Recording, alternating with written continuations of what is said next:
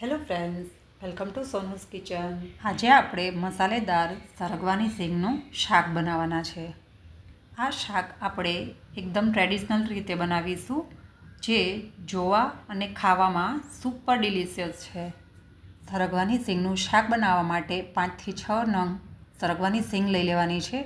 તેને મનપસંદ શેપ આપીને પીલ કરી લેવાની છે. હવે એક કડાઈમાં 2 ચમચી તેલ મૂકીને ચપટી હળદર નાખીને તેને થોડી સેલો ફ્રાય કરવાની છે. ચપટી મીઠું નાખીને આપણે તેને 1 થી 2 મિનિટ ચડવા દેશું. તેમાં આપણે 3 થી 4 ચમચી પાણી નાખી દઈશું. હવે આ સરગવાની સિંગને આપણે 3 મિનિટ ચડવા દઈશું. હવે બીજી બાજુ આપણે મસાલો તૈયાર કરી લઈએ. મસાલા માટે આપણે 5 થી 6 નંગ ગાંઠિયા અથવા તો પાપડી લેવાની છે. 1 ચમચી તલ, 2 ચમચી શેકેલા સિંગદાણાનો ભૂકો, 1 ચમચી ધાણા જીરું પાવડર, ચપટી હળદર, શેકેલ જીરું પાવડર, ગરમ મસાલો, 1 ચમચી ખાંડ, અજમો અને સ્વાદ મુજબ મીઠું લેવાનું છે. અને સાંભારનો ગરમ મસાલો લેવાનો છે. 1 ચમચી લાલ કાશ્મીરી મરચું પાવડર લેવાનું છે. હવે આ બધા જ મસાલાને આપણે બરાબર મિક્સ કરી દઈશું. તો મસાલો આપણો તૈયાર છે સબ્જી માટે. હવે આપણી સરગવાની સિંગ એકદમ પાકીને તૈયાર છે, તો તેને હવે આપણે એક ડીશમાં લઈ લેશું. હવે એક કડાઈમાં 3 મોટા ચમચા તેલ લેવાનું છે. તેલ આવે એટલે રાઈ, જીરું અને હિંગ નાખીને બારીક સમારેલી અડધો કપ ડુંગળીને આપણે સાંતળી લેશું. તેમાં 1 ચમચી લસણની પેસ્ટ આપણે નાખશું. હવે આ ગ્રેવી ગોલ્ડન બ્રાઉન થાય ત્યાં સુધી આપણે તેને સાંતળવાની છે. ગ્રેવી આપણે એકદમ ગોલ્ડન બ્રાઉન કલરની કરવાની છે. તેલ ઉપર આવી જાય પછી આપણે 1 કપ ટમેટાની પ્યુરીને એડ કરી દઈશું. હવે ટમેટામાં રહેલો પાણીનો ભાગ સંતળાઈ જાય અને તેલ ઉપર ફૂટવા લાગે ત્યાં સુધી આપણે તેને સાંતળવાની છે. ટમેટામાં રહેલો પાણીનો બધો ભાગ બળી ગયો છે, તો ત્યાર પછી હવે આપણે સેલો ફ્રાય કરેલી સરગવાની સિંગને પણ એડ કરી દઈશું.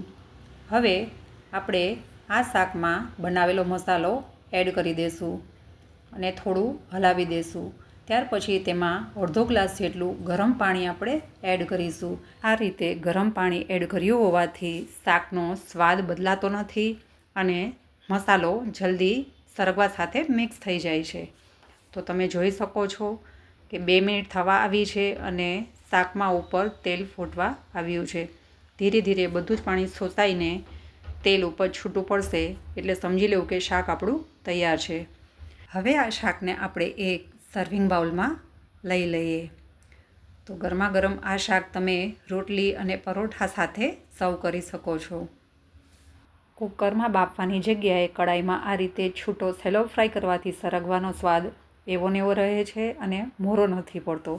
અને મસાલો જો તમે આ રીતે બનાવશો તો સરગવાનું શાક તમે જેટલી રોટલી બનાવી હશે તેટલી ઓછી પડશે, એક ગેરંટી છે. તો તમે પણ આ રીતે સરગવાનું મસાલેદાર શાક ઘરે જરૂરથી બનાવજો અને કેવું બન્યું તે મારી સાથે કોમેન્ટમાં શેર કરજો. આ રીતે મસાલો તૈયાર કરીને બનાવવાથી સરગવાનું શાક સ્વાદિષ્ટ તો લાગે જ છે, સાથે સાથે આ શાક ગુણકારી પણ એટલું છે. સરગવો દરેક રોગોમાં ઉત્તમ પોષણ આપે છે. ભરપૂર પોષણયુક્ત સરગવાને તમે શાકભાજીના રાજા પણ ગણાવી શકો છો. સરગવામાંથી તમે દૂધ કરતાં પણ વધારે પ્રોટીન મેળવી શકો છો. સરગવામાંથી આપણને carbohydrate, protein, calcium, potassium, iron, magnesium, vitamin A, B, C પુષ્કળ પ્રમાણમાં મળે છે. કેન્સરના ઈલાજ માટે પણ સરગવાનો ઉપયોગ ભરપૂર પ્રમાણમાં કરવામાં આવે છે. જો આ રીતે મસાલો બનાવીને સરગવાનું શાક બનાવવામાં આવશે તો ઘરમાં નાના મોટા દરેક સભ્યને ખૂબ જ ભાવશે. તો તમે પણ આ રેસીપી ઘરે જરૂરથી ટ્રાય કરજો. તમારા ફેમિલી ફ્રેન્ડ્સમાં શેર કરજો. તો ફરી મળી એક નવી રેસીપી સાથે. Thank you for watching.